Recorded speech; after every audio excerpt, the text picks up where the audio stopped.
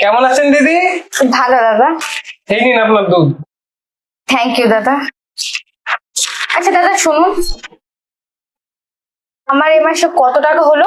দিদি সবে তো এই নতুন মাস শুরু হলো, মাত্র তো দুদিন হলো, আর দুদিনে তো 100 টাকা হয়। আচ্ছা ঠিক আছে, 1 মিনিট দাঁড়ান।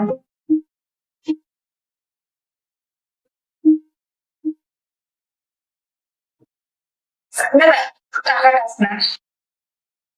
এই মাসে তাহলে ক্লিয়ার হয়ে গেল।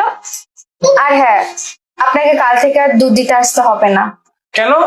তেমন কিছু না দাদা, আসলে এখন আর দুধের দরকার হয় না। আপনারা কি মনার জন্য অন্য কোথাও থেকে দুধ নিচ্ছেন? না না দাদা, আসলে এখন আর ও দুধ লাগে না।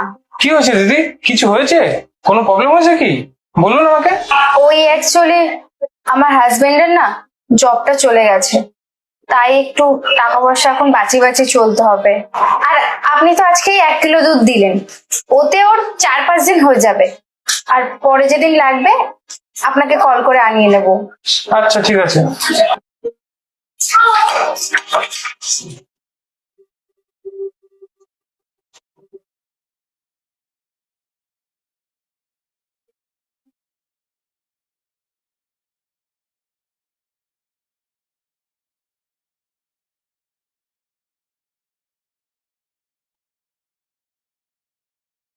দেখুন দিদি, আমি আপনাকে রোজ দুধ দিতে আসবো, যা কিছু হয়ে যাক।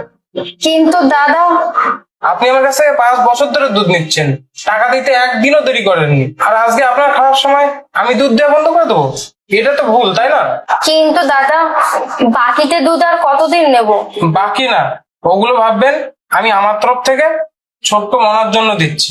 আর ও তো ওইটুকুনি বাচ্চা, ও তো কোনো দোষ করেনি, ও কেন দুধ খাবে না?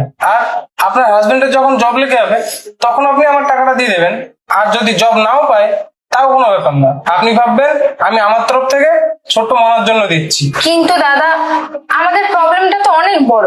আমাদের লাইফটা আদৌ ঠিক হবে কি হবে না, কবে চাকরি পাবে কি পাবে না, সবকিছু আগের মতো হবে কিনাও জানি না। আর আদৌ আপনার টাকাগুলো দিতে পারবো কিনা জানি না। এরকম ভাবে হয় নাকি?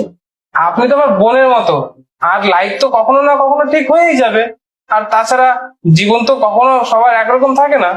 আজকে আপনার খারাপ সময় আমি দেখছি, কালকে আমার খারাপ সময় আপনি আমার পাশে থাকবেন। আর দাঁড়ান,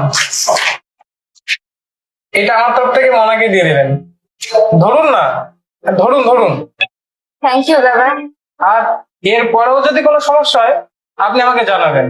আর আমার দোকান থেকে যা যা মাল লাগবে সব নিয়ে আসবেন, কোনো সংকোচ বোধ করবেন না কিন্তু, ঠিক আছে?